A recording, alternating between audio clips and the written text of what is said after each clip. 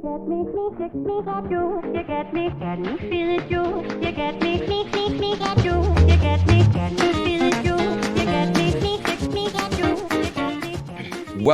We are talking politics and religion without killing each other. I'm your host, Corey Nathan. It's an honor to be a part of the Democracy Group. That's a network of podcasts that examines what's broken in our democracy and how we can work together to fix it. Be sure to subscribe to our YouTube channel. Really excited about sharing video. And of course, follow us, rate us, review us, join the Patreon. We have links in the show notes to make this all easy to find. It really does help so we can continue having great conversations like the one we're having today with Charlie Sykes. You might recognize Charlie Sykes as a regular contributor on MSNBC and is the author of the 2018 book, among other books. But the 2018 book is How the Right Lost Its Mind, which we talked about last time he was on this program. But before all that, Charlie was a longtime top-rated talk show host and was one of the most influential voices in conservative politics until Donald Trump went down on the golden escalator. And that was almost 10 years ago, if you can believe that. It either feels like an eternity or just a second. I can't figure out which one. It's a little bit of both, I guess. But as a small number of principled conservatives, Charlie has been essentially excommunicated by today's Trumpified Republican Party. But he subsequently helped to launch the Bulwark as its founding editor-in-chief and currently writes, hosts his podcast, and shares lots of pictures of his dogs on his excellent Substack To the Contrary. Charlie Sykes, so good to have you back on the program. How you doing? It is great to be back. Thank you. Yeah, you bet. You bet. You know, I wanted to start by building on a question our mutual pal Matt Lewis asked you recently. Mm-hmm. What do you think your dad, you described him, I think, in your book as curmudgeon, contrarian, and mentor. What do you think old Jay Sykes would make of what's happened in this country over the last 10 years? You know, if anybody just dropped in and saw what happened over the last 10 years and we're not prepared for it, they would be totally gobsmacked. But I think that, and I try to think about how he would respond to the role of being a contrarian. I think that, you know, in many ways you describe me as being excommunicated, and that is not an exaggeration. But then again, I'm an only child, so I'm kind of used to going my own way, and I learned to be a contrarian from my dad. Because quite frankly, I'd rather be right than Marco Rubio right now. I'd rather be able to look myself in the mirror, and I think that part of it, what I learned from him is that there's no upside to, you know, just being in the room if you're not going to be telling the truth, if you're not going to, you know, if you're not going to represent what you actually believe. That is highly overrated. That would be a phrase he would say, something that is highly overrated. And I think that relevance and being part of this particular movement would be highly overrated. That's, you know, you picked up on one of the major differences I've seen between Trump 1.0 and Trump 2.0. And that is there were indeed people in the room who cared about our institutions, who cared about the Constitution. I am having a hard time finding that Rubio got a 97-0 affirmative vote. I thought there might be a couple of them there, but you know, to your point, you said it before the election even happened. It's all RFKs. It's all, you know, it's all Stephen Miller's. Gabbard. Yeah, Tulsi Gabbard.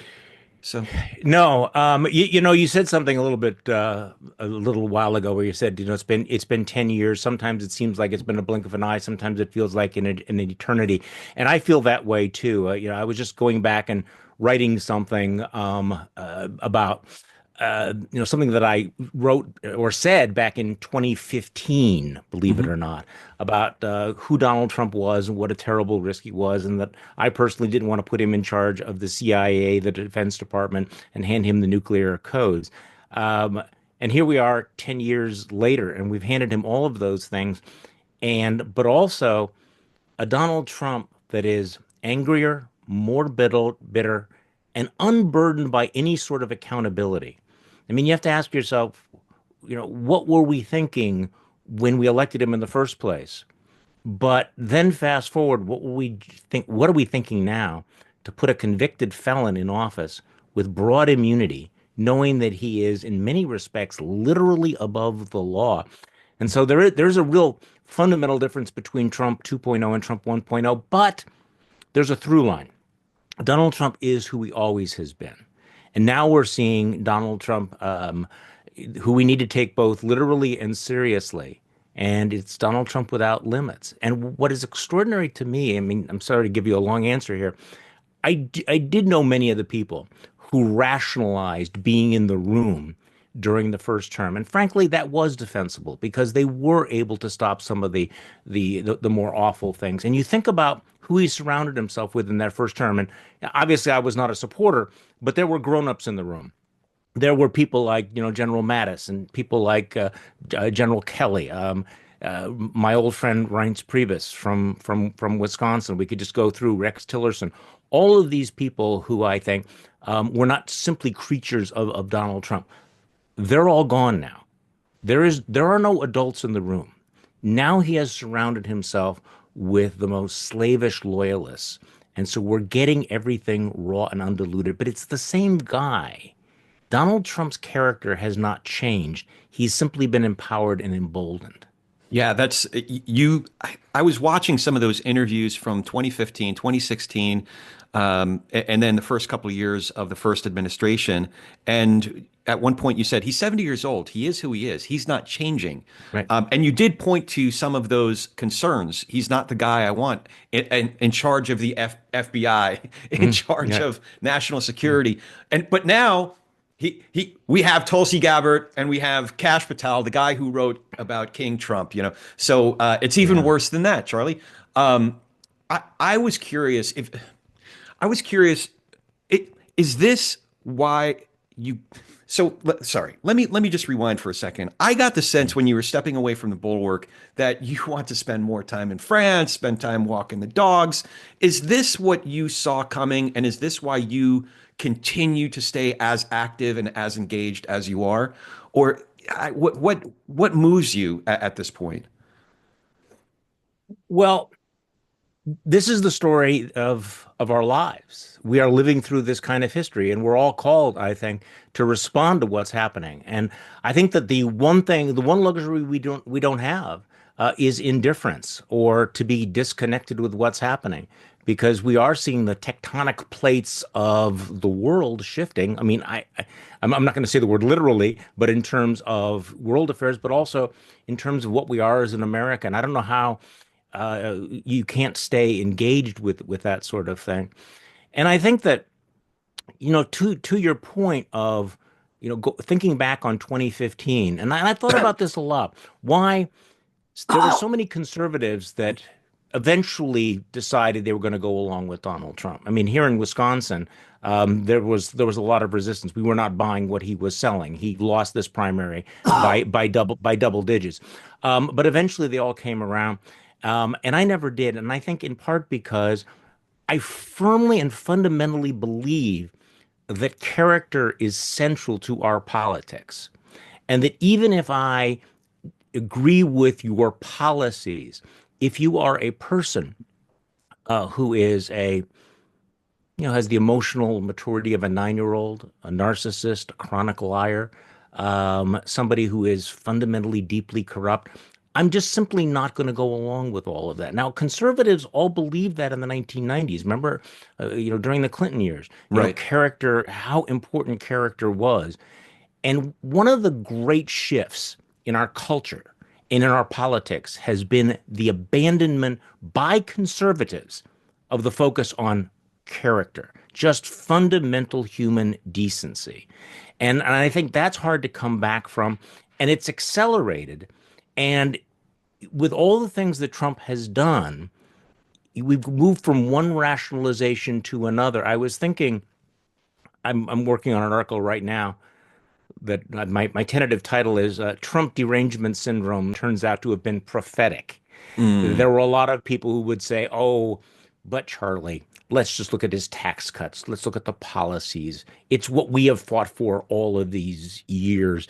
And we just need to ignore the quote unquote mean tweets as if somehow his character, who he was, could be cabined off. And I think as we've learned over the years, it can't be. It is not just a one-off. What we've all also learned is the almost infinite capacity of people in American politics to rationalize and surrender one principle after another. And so here we are, even after January 6th, even after everything that's happened, even after his indictment, even after his conviction, even everything. Here we are, the Republican Party in absolute lockstep behind him.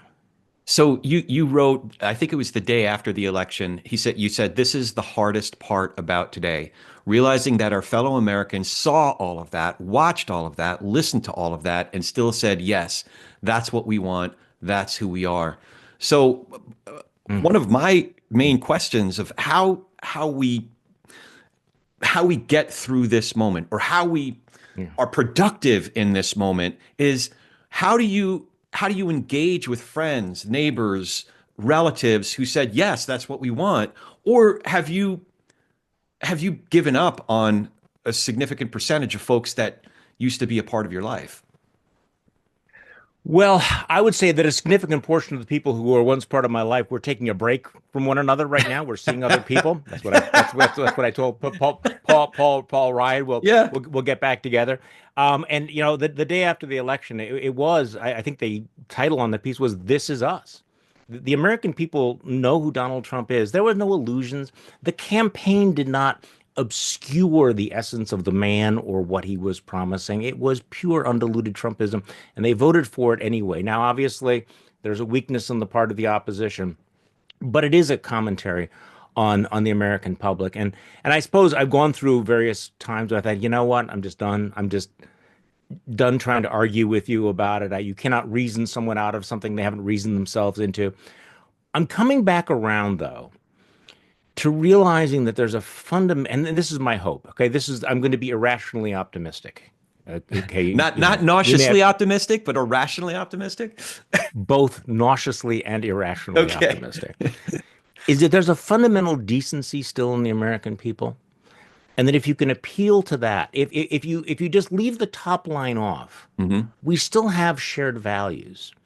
And so I have begun thinking through, when I'll do an MSNBC hit, I will think, i- if I was sitting in a George Webb restaurant with some of my old friends, would this argument be persuasive or would it not be? And unfortunately, we spend too much time talking within our own bubble. Let's be honest about it. I mean, we spend too much time um, sneering at the opposition or ratifying our priors. But I think there are some fundamental values beyond the value of our 401ks that we can appeal to.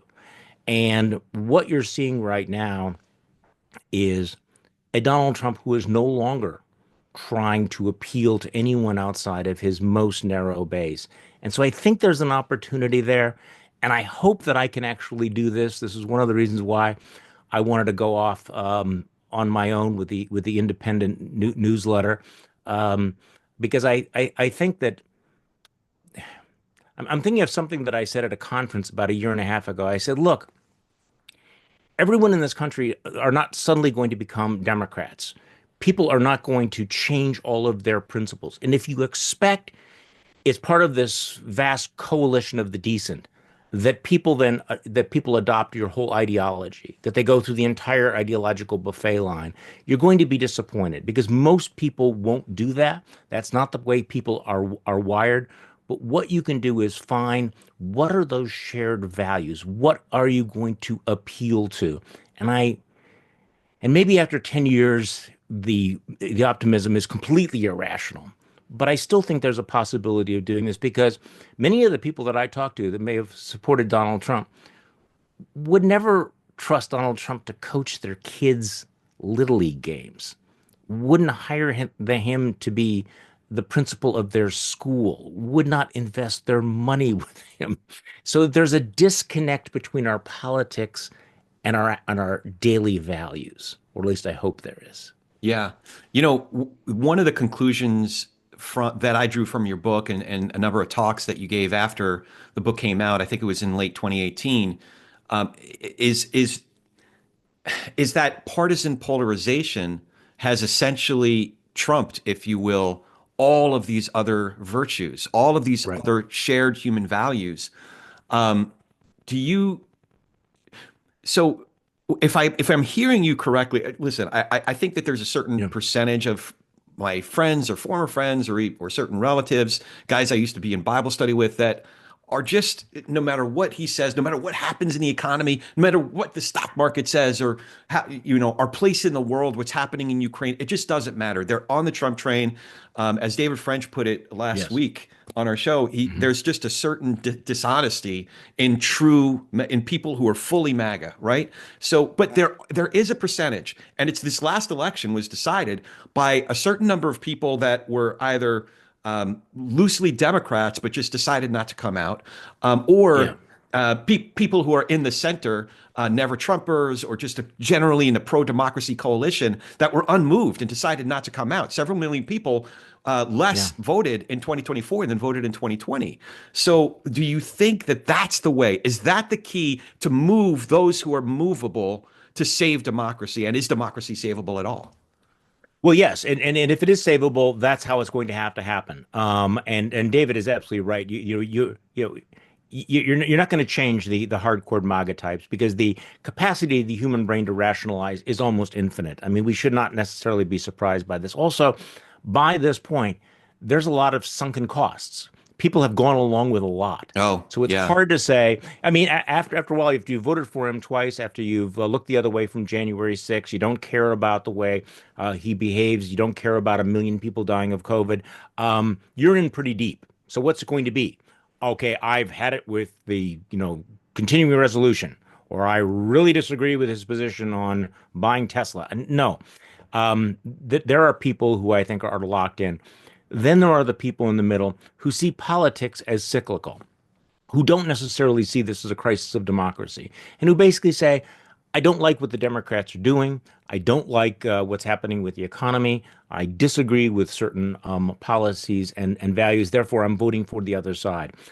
I think that, one of the arguments that I try to make is that our politics are no longer horizontal, left versus right. It was more vertical in terms of being pro-democracy, being, in favor of certain values. But I think most people are still going, you know what? I don't like what Joe Biden is doing with Immigration, inflation. yeah. Immigration, crime, all of those things, which were legitimate issues, Yeah. and were not persuaded by Kamala Harris's abbreviated campaign, who figured, okay, this is American politics. If I don't like the Democrats, I'm going to vote for the Republican. I think that one of the things and one of the frustrations and one of the failures of the Never Trump movement, and I think that we need to talk about that, has been that we see politics in a very different way, that this is actually an existential threat to the country, that it is fundamentally different. But we were not able to persuade millions of people because if they believed that, they would have come out and they would have voted, but they didn't. So clearly, there was something that we failed to do, and be glad to talk about that. Yeah, I wonder if we're fighting an uphill battle, though. I wonder. So, for example, you pointed out that in the '60s, thought leaders expelled, Yeah. William F. Buckley expelled the likes of John Birch Society and anti-Semites, for example, from the conservative movement. And Yeah. now it seems clear to me that we have certainly political leaders, we have media giants, and new media giants as well as now tech billionaires who seem to have calculated that these fringe type characters of today, the Birchers of today, are I don't know, good for business. And they've not only allowed those fringes to take over the conservative movement. I think an argument could be made that they've taken over the country. So as never Trumpers who are Yeah. writing and doing podcasts and having, Heath Mayo just having an incredible Mhm. event, the Principles First conference, Yep. all of these things.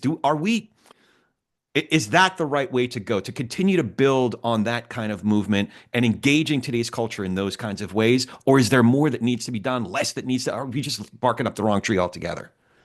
No, we look. We have to have the fight. This is the fight that we have, right? I mean, these are the times that we are in, and I admire what Heath Mayo is doing, and he's bringing people together, around those principles.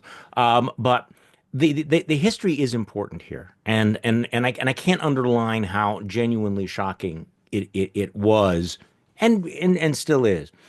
back in the 1960s, and this was during the rise of Barry Goldwater on Yeah. the right, Yeah. and William F. Buckley Jr. was trying to assemble a conservative movement, a respectable conservative movement. And he understood that in order to do that, you had to get rid of the white supremacists, the racists, the Ku Klux Klan, the anti-Semites, the John Birchers, all of those. And he pushed them to the fringes. Now, they didn't disappear, but he pushed them to the fringes. But he was able to do that because there were guardians, there were guardrails at one time that people would say, this is what conservatism is. This is what conservatism is not. And we need to keep those guardrails up. Otherwise, we will be utterly discredited. Now, that's where he was wrong because those guardrails came down. All of those mouth breathers are back in the Republican Party. And what is continues to be shocking is that things that would have been completely disqualifying even a few months ago are now just shrugged off. I mean, it was not that long ago that overt, vicious racism would have been disqualifying for a position of public trust or polite society within Republicans. Now, there are people in high places in the new Trump administration, in the Department of Defense, in the Department of State, who I'm not talking about cancel culture. I'm just talking about any basic standard of decency. And it's almost as if we have given up as a culture, including the legacy media, in saying, wait, this is one of the most toxic human beings in the world, and they are now in this particular position. So all of those guardrails are down, but I still think it's important to stand up and say, okay, I believe in these things. And among the things I believe in is that this kind of behavior, this kind of racism, this kind of anti-Semitism is absolutely unacceptable. You know, treating women in this way is absolutely unacceptable. But we're in a moment now where we have a president of the United States as a convicted felon who was found by a jury to have engaged in actual sexual abuse that a federal judge said was the equivalent of rape. And America has said, okay, fine, we've made that decision. Let's move on. So who else beneath him is going to be held to a higher standard? That Right. doesn't mean you give up, but it is a marker of how far we've come. And when I wrote How the Right Has Lost Its Mind back in 2017 and 2018, there was still a chance to reverse course. There was still a chance that we were not going to come. You know, when I wrote that book, I had a pretty dark view, but I did not expect that the alt-right would become the mainstream right within the next decade. You know what you're reminding me of? I forgot the actor's name. I just started watching Newsroom again. Did you watch that show? Oh, great show. And I understand it's aspirational. You know, people don't really talk that. I get it, but I Yeah, want a yeah, little bit aspirational. You know, I want a little bit of a little bit more Aaron Sorkin. But yeah, they were commenting on what was happening in 2010 and yeah. how, you know, and then I was thinking about the 2012 election, and ultimately we got Romney Ryan, a great ticket. Um, Right. and a wonderful debate, by the way. You know, the Obama and Romney debates were really substantive, and there were moments. You know, obviously, a lot of folks remember the McCain pushing back against the woman. Well, he's an Arab. No, ma'am. I You know, we remember. disagree, but you know, but the in 2012 we had this parade of clowns, basically that emerged as front runners, from Michelle Bachmann to Herman Cain. Before I felt like the conservative Newt Gingrich. institution held Yeah. and gave us a Romney Ryan type of a ticket. I wonder, and gosh, I think I know what your answer is going to be. There is no going back, is there? And if not, is there? How do we go through it? Or is there going? Well, these are the most fundamental questions. No, there is no going back. But your memory of that period is exactly the same as mine. But I drew the wrong lessons from it, which was that in 2000, I mean, it was George W. Bush, 2004, George W. Bush. Then it was John McCain, who was a maverick, and then in 2012, as you pointed out, you had one freak after another who sort of rose up, but the center held, and in Right. the end, you got Romney and Ryan. And the lesson I drew from that was, well, of course we have these extremist elements there. They're the drunk at the end of the bar, they're the crazy uncle at Thanksgiving. But ultimately, the center will hold. And at the end of the day, the extremists are part of the right-wing movement, but they're the recessive gene Yeah. that we've moved on past and that we would be able to hold it back. So that's what I thought. 2016 comes along and it blows through all of those barriers. And as you point out, there's no going back. Now, was there a going back at various points? Yes, there were off ramps. There were off ramps that could have been taken multiple times, particularly after the 2020 election. The Republican Party had multiple off ramps to take after Donald Trump was defeated for re-election, after he engaged in the election denialism, after January 6th. Mitch McConnell could have actually delivered the votes to have impeached him. It could have happened, but as of right now, no, there is no going back, and no one can tell you right now what the Republican Party is going to look like when Donald Trump leaves, because Donald Trump will eventually leave. I don't know when that's going to happen, but anyone who thinks that the Republican Party is going to return to the Paul Ryan, Mitt Romney, Nikki Jack Haley Kemp. version of the party. No, it's not. It is not going. It is not. It is not going to happen, and we have to deal with that. This radicalization, and in part, it's a change in the political culture of the United States, in our entertainment culture, in the media environment, in the incentive structure in politics. Because right now, there is no incentive for someone to rise to the ranks by being a statesman or engaging in compromise that would be in the national interest. That is not the way to power in Republican politics these days, is it? What about at the state and local level? Do you have any hope there? Well, that's an interesting question because I do have somewhat more hope because they actually have to solve problems. Yeah. The consequences of bad governance are immediate, and people are a little bit closer. One of the things gives me a little bit of hope, and this may be the nauseous optimism, is that even now when I have conversations about politics, if you take out the names, if you take out Donald Trump, if you take out J.D. Vance, and they're just talking about issues, you can actually have a conversation without killing one another. Yeah. At the state level, there's a lot of Trumpified politics. There's no question about it.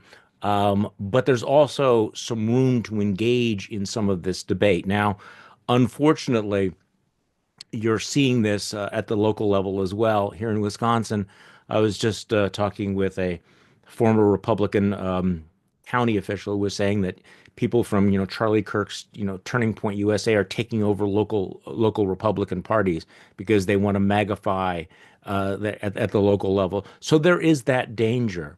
But at the local level, at least we have to deal with, at least for the time being, we have to deal with one another as human beings rather than simply as Twitter memes. Yeah, yeah, that makes sense. I am seeing a little bit here. My district happens to be very purple, for at the state, local, and at the U.S. level, the U.S. Congress.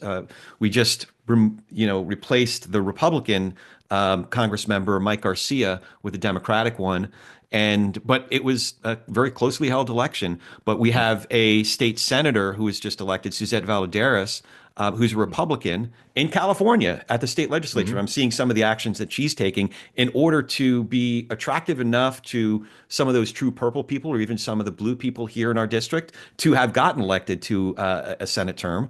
And what she's doing now in the legislature, being part of the problem solvers, the California Problem Solvers Caucus, and sometimes exhorting her Democratic colleagues, like, "Hey, there's Latinos on the Republican side too. I could be part of the Latino caucus in California." So I am seeing some signs. Now, one of the things we've been talking about the Republican Party, I wanted to put some flesh on the concepts of threats to our democracy. Now, some of my friends, because I do seek out these conversations with true Trump supporters. But I do want to. There are some that I can't.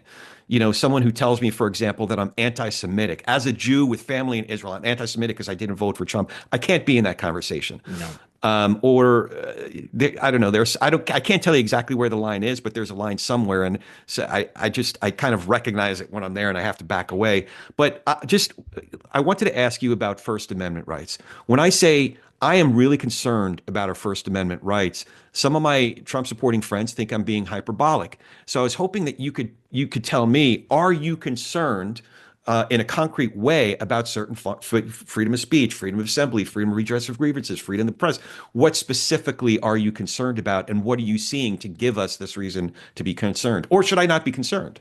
No, you ought to be concerned. And in fact, this is a feature of Trump 2.0, much more so than even Trump 1.0, because but I think this is one of those fundamental inconsistencies in MAGA world, where you have a lot of the right wing has been talking about free speech, free speech for the last, 4 years or so. We are against cancel culture, targeting this. And so you think that Elon Musk says, I'm a free speech absolutist. And yet when they are in power, the way in which they are weaponizing cancel culture is rather breathtaking. The loyalty oaths, the searching out of dissent. I'm not up to speed fully enough on what's going on with the student at Columbia University who's got the green card, who is apparently they've targeted him for even though he has a right to be in this country for deportation, for, as far as I can tell, just engaging in politics with which they disagree. Now, I don't know enough to take a definitive stand on it, but I think that anyone that thinks that this group will be defenders of the constitutional rights of people they disagree with is incredibly naive and has not been paying attention. So that's an interesting case, and if I can recommend advisory opinions, David French and Sarah Isger had a great conversation about that very case. Now, he is a legal resident; he's not just on a student visa, so that was one mistake that they made. Yep. So the application of First Amendment rights is different if it's a temporary visa versus a permanent resident. Right. But also the Fifth Amendment comes into play. Was due process applied in this case, or did they just go whole half cocked, which apparently they did? I mean, there's a couple of other cases as well. This extraordinarily bizarre choice of the U.S. Attorney in Washington D.C., this Ed Martin, who is writing letters to people, including Georgetown Law School, saying, you're still teaching DEI. Yeah. And, well, okay, wait. We can disagree about how DEI is enforced and implemented, but for the U.S. Attorney, who has the power of criminal prosecution, to be going to a Catholic university and threatening them for something they are teaching is breathtaking. So the problem is that we have now weaponized or handed weapons to people who have no respect for these constitutional norms and are prepared to do things. And the question is, who will push back against them? Now, this is also important to mention here, that the door has been opened to this by the fact that the left, I think, became a very unreliable defender of free speech over the last several decades. And I have written about this in the past. Yeah. And I think that if you go back into the pre-Trump eras, into the pre-Trump era, many of the books that were banned or ideas that were proscribed were being proscribed by people on the left who and as a result, I think weakened some of those protections. So we have to see this within context, is that if the left is going to be a credible defender of free speech, they're going to have to look in the mirror and look at some of their allies and some of the things that they have done over the years to undermine academic freedom and free speech. Because in many ways, the fight over academic freedom in the last several decades has been against a very aggressive left wing on campuses. Now we're seeing it on a very aggressive right wing in state legislatures, in the governorships, and now from the federal government. So I wonder now the if the Democratic Party is going to sort of learn the lessons that we all hoped the Republicans should have learned and not let the crazies take over the whole party, right? Or not let a more polite Yeah, way of saying the extremists, I guess, take over the whole party. Do you think that go with crazy. yeah, there. Do you think that an organization like Third Way, for example, they just had a gathering where they were doing an honest, earnest diagnosis of what the hell happened in 2024, and trying to provide some prescriptions of how to move forward? Part of which is saying, "Hey, this identitarian politics isn't working, guys." Do you think that organizations and these analyses will hold more sway than, say, some of the extremists on the left will for the Democratic Party going forward? Well, I sure hope so. I know exactly what you're referring to, and this is Matt Bennett's organization. Yeah, yeah. And they were very, very blunt in saying, look, if we're going to get back many of the voters that we have disillusioned, we're going to have to get rid of some of this baggage that frankly, may play in Burlington, Vermont, or Berkeley, California, or in the faculty lounge, but does not play anywhere else, and basically codes you as being really out of touch with the people that you ought to be appealing to. So I think what they're doing is very, very important, and I actually am much more optimistic about their ability to do that. The crazies in the Republican Party. Well, actually, let me amend that, because I really did think that the crazies in the Republican Party would meet with much more resistance than they have, but the Democratic Party, I think, has a number of very powerful voices who have pushed back. I mean, look, the fact that Joe Biden, and by the way, don't get me started on Joe Biden right now, because he's not on my Christmas card list at the moment, but the fact that he got the nomination back in 2020 was an indication that this party understood that it could not go to the far left fringes. You might remember how all the other candidates were raising their hands for one, progressive idea after another that would have been absolutely toxic in an election. Biden was, in that election, the moderate choice, and Democratic voters and the Democratic establishment went with him. Now, is that still going to be the case? We don't know. But groups like the Third Way are immensely important, I think. Yeah, and I think 2026 and 2028 certainly rely on that. I don't think that if the Democratic Party cedes further ground to the identitarian politics warriors versus, say, the Whitmers and the Shapiros and the Buttigieg type figures in the party. Or even, we had Congressman Torres, Congressman Richie Torres. He's taken a really Very independent stance interesting. when it comes to Israel. So I'm rooting for those voices to be given more prominence and to be taken more seriously. I do have some hope though, because I see guys like Yasha Monk, for example, wrote an excellent book about a year and a half ago called the Identity Trap. Yeah, the The Identity identity Trap. trap, I have it right here. And the dude hasn't been canceled yet. He hasn't been No. excommunicated like you were. So gives me a little bit of hope. Now let's take a look at 2026 and 2028. I am not hopeful that the Democrats, the numbers just aren't there for the Democrats to take back the Senate. But it's a thinly held Republican majority right now, and if we keep seeing the markets tank and inflation go up and unemployment go up, we've seen even unemployment ticked up in the last report.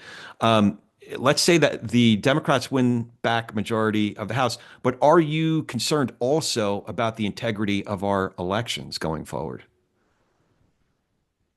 Not yet, although I know people who I respect a great deal are beginning to be. The defunding of many of these elections. Um, I am one of those that resists the idea that Donald Trump would not leave office after two terms, but we've seen the shifting of norms. It almost feels naive to think that he would not, do something like that. But I the other factor, of course, is that the Republicans are already in the process of raising $500 million for the midterm elections. I mean, Elon Musk can write that check out.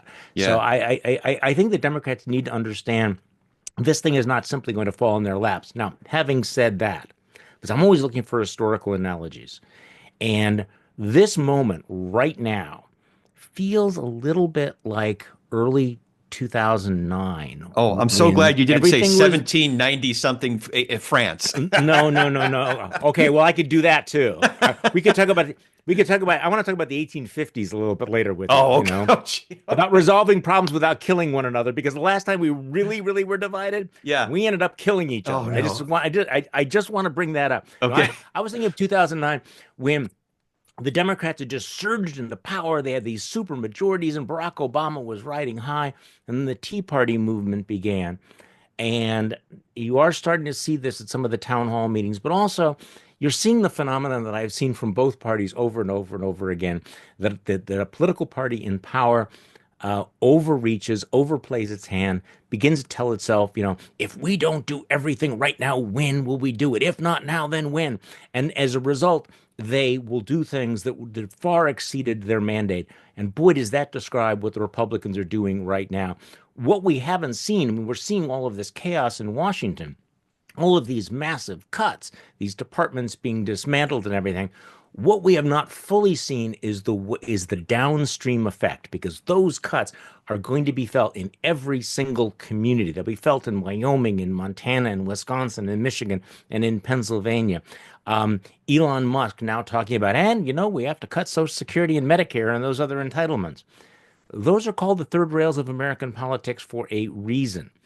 So this hasn't played out yet, but there are the dynamics that we've seen before that often lead to a party in power being punished by the voters in the midterm elections, I see what you're as saying. the as, Yeah. as the Democrats were in 2010.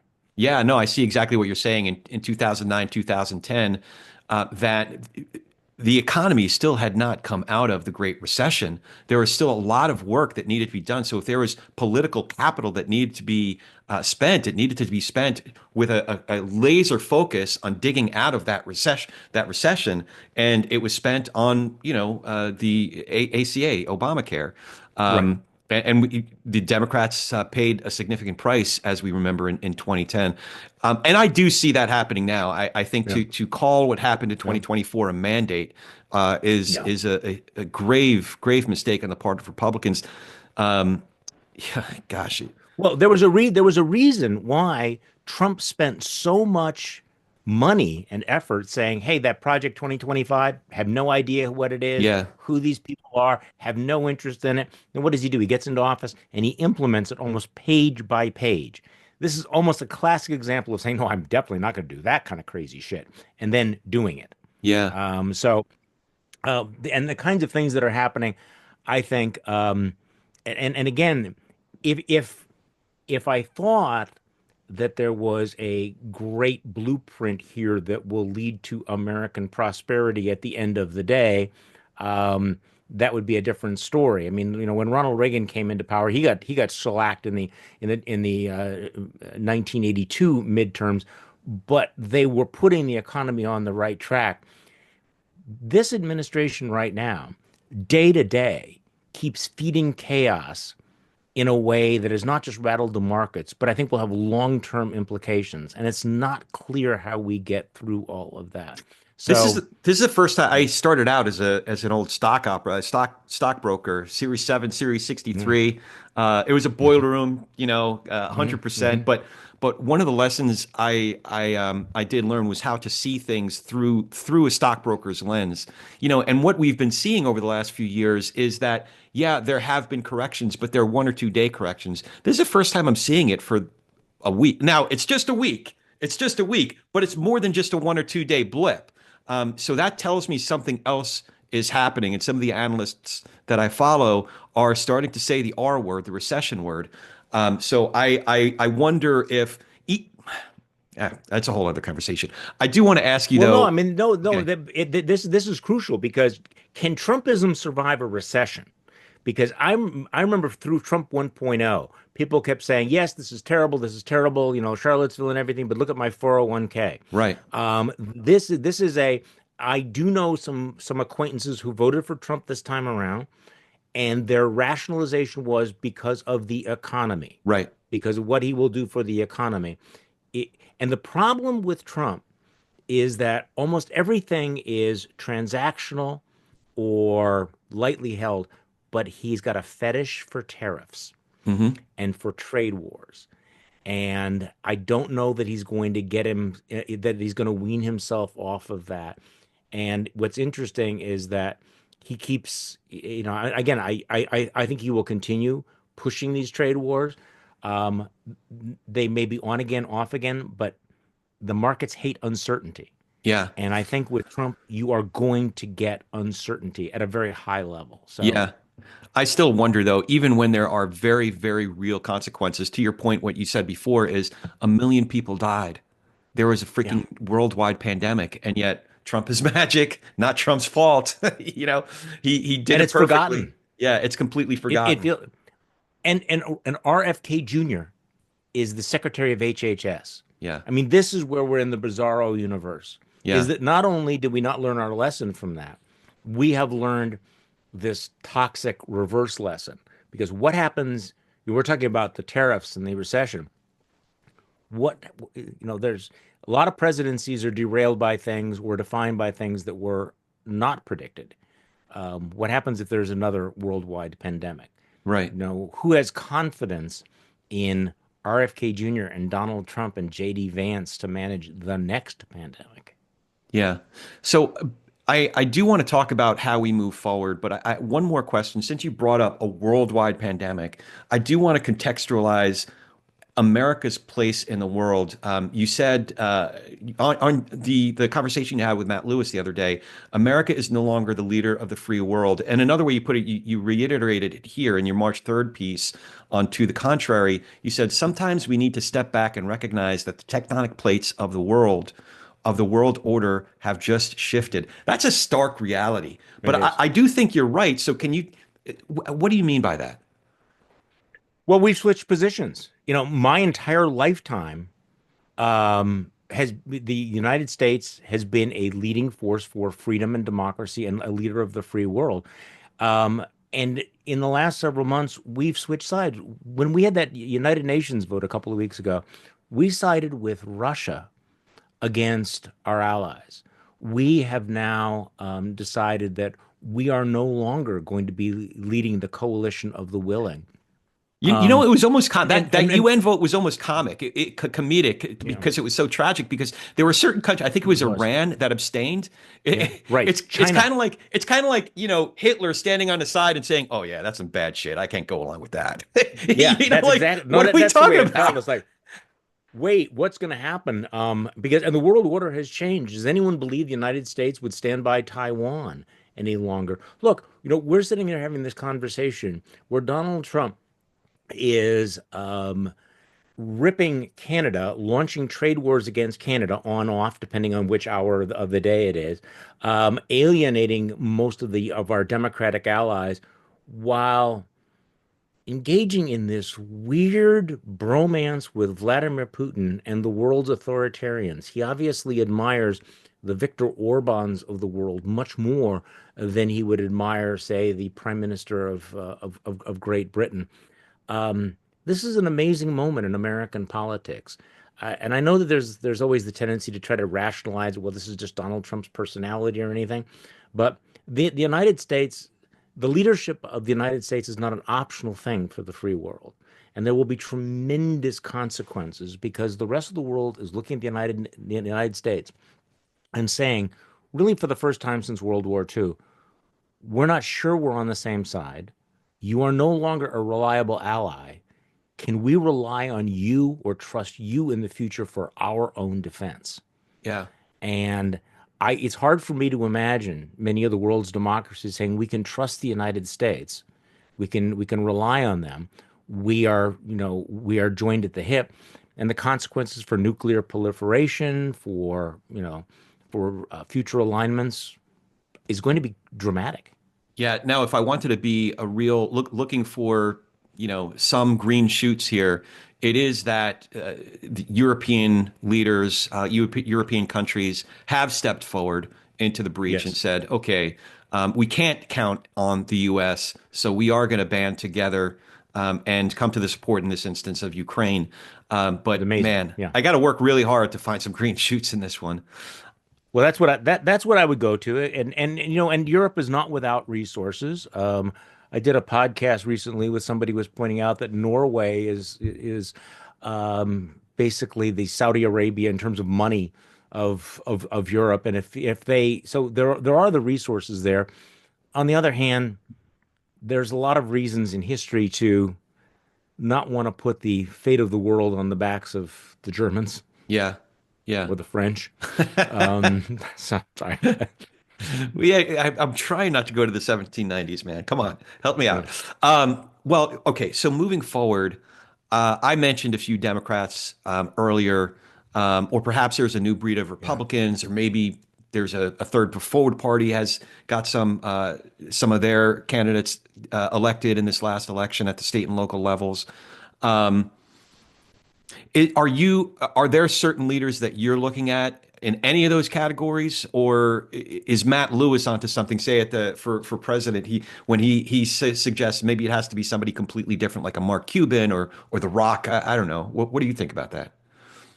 Well, I don't know about The Rock. No, I'm gonna confess that I do think that there's a category shift, and I sometimes feel that we've walked into we've wandered into the wrong movie. We think that it's Mr. Smith Goes to Washington when it's really the Thunderdome or something. You know that um that maybe we do need to look outside of the same old politics. So I am intrigued by someone like a Mark Cuban. However, there's also part of me that is like that thinks that Americans are going to be sick to death of billionaire oligarchs, even billionaire oligarchs they might agree with.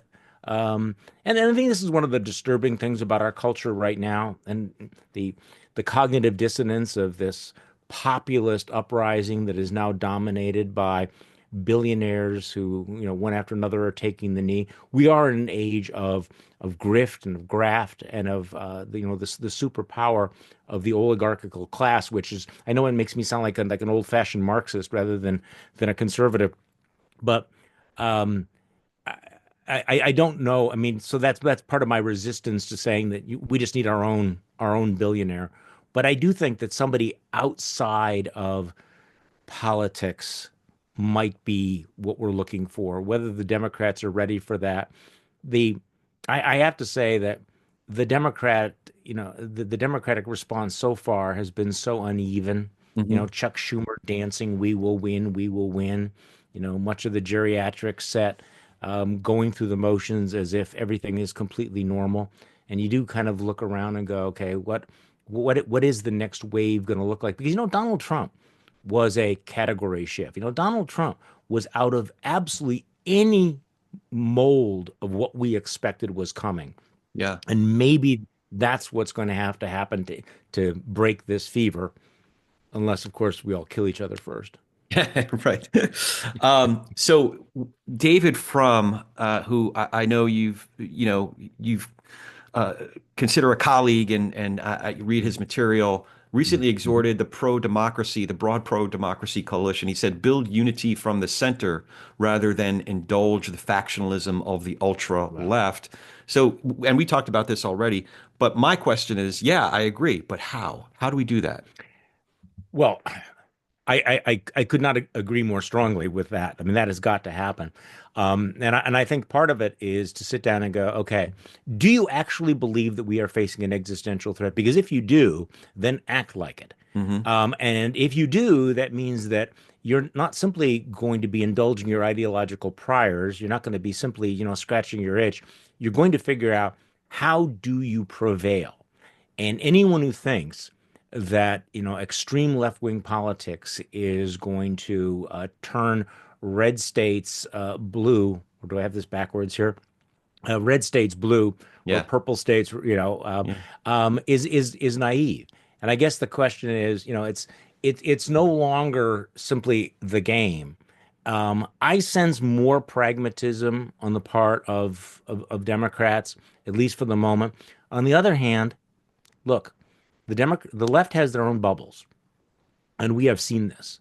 And in those bubbles, in those echo chambers, whatever cliche you want to use, it is possible to reinforce extremist views that the moment they're exposed to daylight, by which I mean unaffiliated voters, you realize this is a terrible idea. This is not going anywhere. We've seen what's happened to the right when they have become part of these hermetically sealed echo chambers. I do fear the same thing is going to happen on the left. And full disclosure, I think that's something I'm concerned about of what's going on with MSNBC. Yeah. Are they simply going to keep preaching to the same base over and over and over again? Or are they going to begin to say, okay, what does it mean to have a coalition, a Democratic coalition that includes people that reject a lot of your ideas, including about identity politics and transgender issues and all of those other things that you may feel are very, very important, but which are going to prevent you from prevailing in the long run. Right. Being able to hold space for people as far that disagree as much as Liz Cheney and Alexandria Ocasio-Cortez. That's a coalition. That's That's right. why I was nauseously optimistic as well, and I was. I was wrong on a lot of levels. So a couple more questions that are related. Two questions sort of related. One is a lot of folks in the pro-democracy coalition are going through PTSD, and they're not even watching MSNBC. They can't do it. I know I went through a period where I wasn't watching the news. I was watching a lot more sports than I have over the last 5, 10 years. Yeah. What are some of the things? How do we get through it just on a personal level? Yeah. What are some of the arrows in your mental health quiver, if you will? But then once we build up the temerity, the internal resilience, and find our resilience again, what do we do going forward? How do we deal with the now and getting through the trauma of what just happened for those? Listen, half of our neighbors voted for Trump, so we got to Yep, deal with they that. did. But half of us are like kind of walking in a daze right now. How do we deal with that? And now what do we do going forward? Well, I do think that there was a lot of PTSD in the days after the election, and I certainly did not want to turn on cable news. I didn't want to consume that and I do this for a living. I think Yeah. that's coming to an end, though. I mean, Okay. I sense there is a turning point. The ratings are coming. I mean, just objectively speaking, the ratings are coming back, and I think people are becoming more engaged, particularly when they're starting to see some of the missteps, some of the pratfalls that you're seeing from the Trump administration. You're seeing this at these town hall meetings. People are coming out. They are getting engaged. These are big turnouts. You can't astroturf all of that. So I think that is turning. I also do think that, and we all have to ask the question you did is like, how do you take the deep breath and not be subsumed by it? And the the the one adage that I keep repeating over and over again on my Right. Substack newsletter and podcast is remember, we are not You're the not the crazy crazy ones. ones. You are not the crazy ones. Okay, this is really, really, really important. There's a lot of Yeah. crazy going out there, Yeah. and I think it is important to sort of look around and go, there's a lot of us that are seeing the same sort of thing and recognize it as crazy, and we are not the outliers. I think one of the real problems is isolation, because we are all isolated, and post COVID and everything. And I think it is important to reach out to other people, and to share, to understand that you're seeing this through the same eyes. But and look, life goes on. I have my dogs. I've gotten into bird feeding, seriously, just to get through all of this. That's great. But I think the most important thing that I keep coming back to is that everything seems overwhelming until you reflect on that all things pass, and that there is an election in 2 years, there's an election in 4 years. We think back on periods of real American turmoil, and we do have a way of coming through it. Now, unfortunately, and I know your podcast is how we talk about this stuff without killing one another, Yeah. because I know you wanted to talk about 1790 in France. I was actually in France for the election. I actually went there because my daughter lives in France, my grandkids live in France, and so I spent election night in France. And I kept thinking about this, a lot, thinking, how things can turn very, very bad for a Hmm. country. Yeah. Things can turn very bad. We were at our most divided in the 1850s, and we never figured out how to resolve it without terrible violence. This is our challenge right now. How do we get through a revolutionary period where the stakes are so high without killing one another? So, I mean, Hmm. your title is important because it's not clear. If we didn't have the Civil War, what would have happened to slavery? I mean, how long would it have lasted? What would have happened to France had they not decided to guillotine, everybody and their neighbor?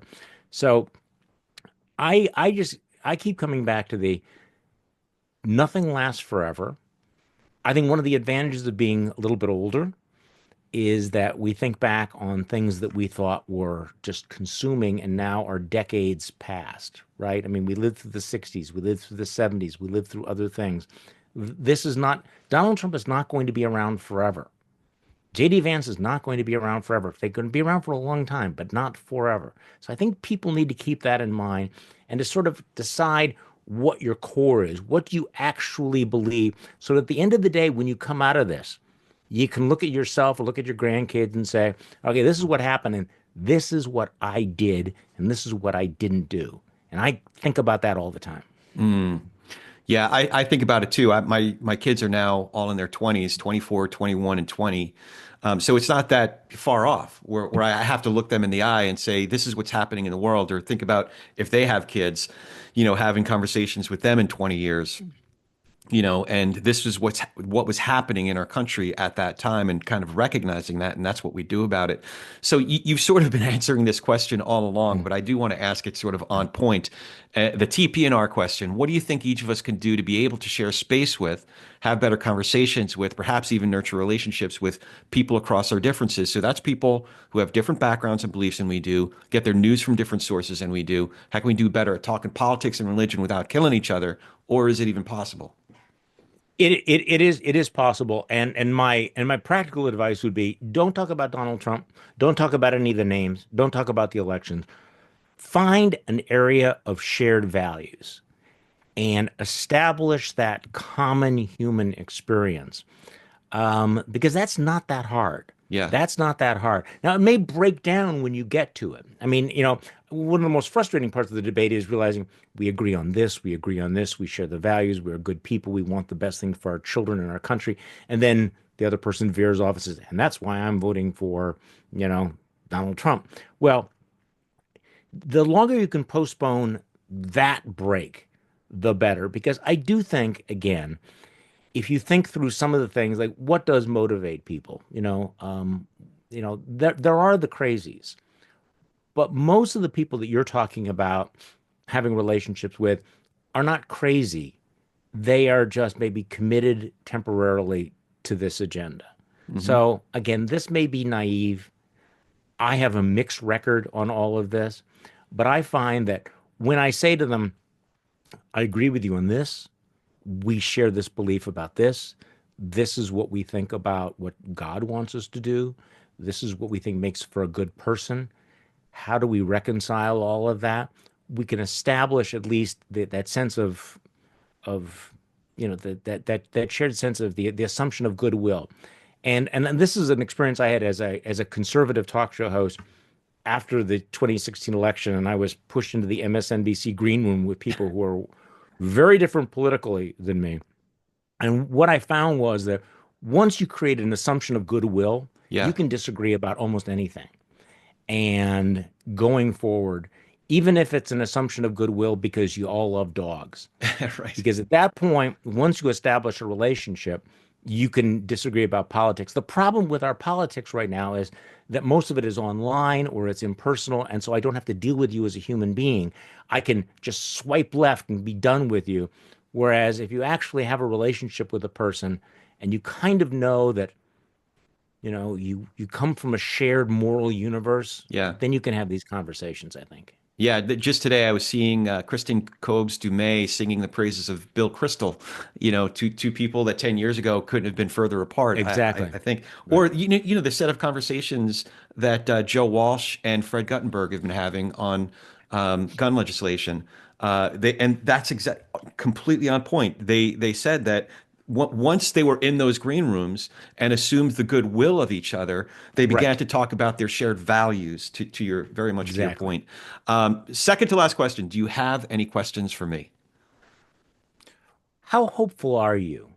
How do you balance out the sort of the outrage from hope? And I'm not asking about optimism, I'm asking about hope. Well, so now you're getting into the theological. If it was all right in front of us, it wouldn't require hope and it wouldn't Yeah. require faith, right?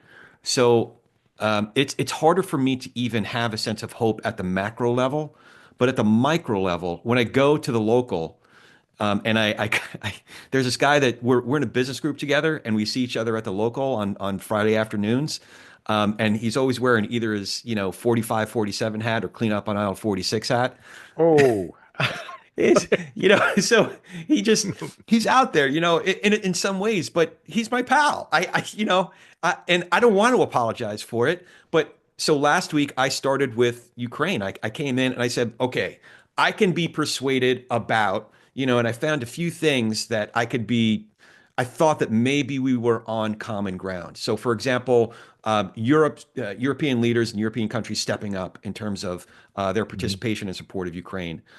There were a couple of other things that I was trying to find some places of overlap with him, but frankly, a lot of times he'll say something and I'm like, oh, so he said something about Liz Cheney, and it was just so far out of reality. Like, oh, well, she had so much to gain by doing what she did. I'm like, on what planet Ah, does Liz Cheney have so much to gain by she doing gave what up she? so much. Oh my God! Yeah. So at that point, I just had to cut it off, and we got to talking about local business. And when we talk about local business, there's so much shared values. So at the micro level, at the local level, at the Yeah. personal level, I do have a lot more hope, and maybe I guess because maybe I've seen enough evidence to give me the beginning of a bridge to cross, you know. But at the macro level, man, I got to be honest with you, I'm having a hard time seeing it. Yeah. I think that I'm in a place that my family was in the early part of the 20th century. My family left what's now Ukraine. They called it Russia because it was part of Hmm. it was part of the Tsarist Yeah. Russia.